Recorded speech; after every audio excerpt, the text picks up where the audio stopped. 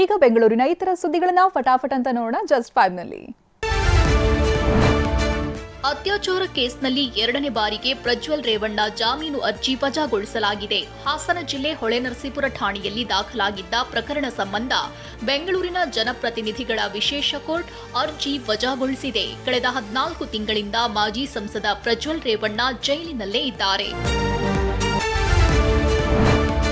108 ambulance ಆರೋಗ್ಯ ಕವಚ ಸೇವೆಯನ್ನ ಎಷ್ಟು ದಿನ ಜಿವಿಕೆ ಎಂಬ ಖಾಸಗಿ ಸಂಸ್ಥೆ ನಿರ್ವಹಣೆ ಮಾಡುತ್ತಿತ್ತು.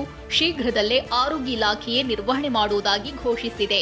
ಆದರೆ ಮುಂದಿನ ದಿನಗಳಲ್ಲಿ ಈ ಸಿಬ್ಬಂದಿಯನ್ನ ಮುಂದುವರಿಸುವ ಬಗ್ಗೆ ಸರ್ಕಾರ ಸ್ಪಷ್ಟತೆ ನೀಡಿಲ್ಲ.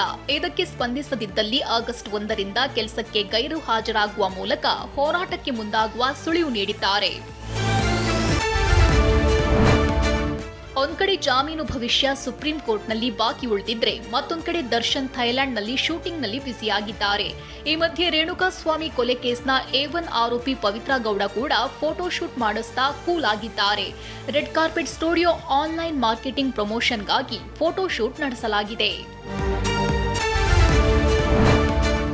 ಈರುಳ್ಳಿ ಬೆಲೆಯಲ್ಲಿ ದಿಢೀರ್ ಕುಸಿತವಾಗಿದ್ದು ರೈತರು ಕಣ್ಣೀರು ಹಾಕ್ತಿದ್ದಾರೆ. ಕಳೆದ ವರ್ಷ ಇದೇ ವೇಳೆಗೆ ಸಿಕ್ಕಾಪಟ್ಟೆ ಡಿಮಾಂಡ್ ಸೃಷ್ಟಿಸಿದ್ದ ಈರುಳ್ಳಿಗೆ ಇದೀಗ ಮಾರ್ಕೆಟ್ನಲ್ಲಿ ರೇಟ್ ದಿಢೀರ್ ಕುಸಿತವಾಗಿದೆ. ಕಳೆದ ವರ್ಷ ಕ್ವಿಂಟಾಲ್ಗೆ 2 ರಿಂದ 3 ಸಾವಿರದ ತನಕ ಮಾರಾಟವಾಗ್ತಿದ್ದ ಈರುಳ್ಳಿ ಇದೀಗ ದಿಢೀರ್ ಅಂತ ಕ್ವಿಂಟಾಲ್ಗೆ 800 ರಿಂದ 1700 ರೂಪಾಯಿಗೆ ಇಳಿಕೆಯಾಗಿರೋದು ಈರುಳ್ಳಿ ಬೆಳೆದವರ ಕಣ್ಣಲ್ಲಿ ನೀರು ತರಿಸಿದೆ.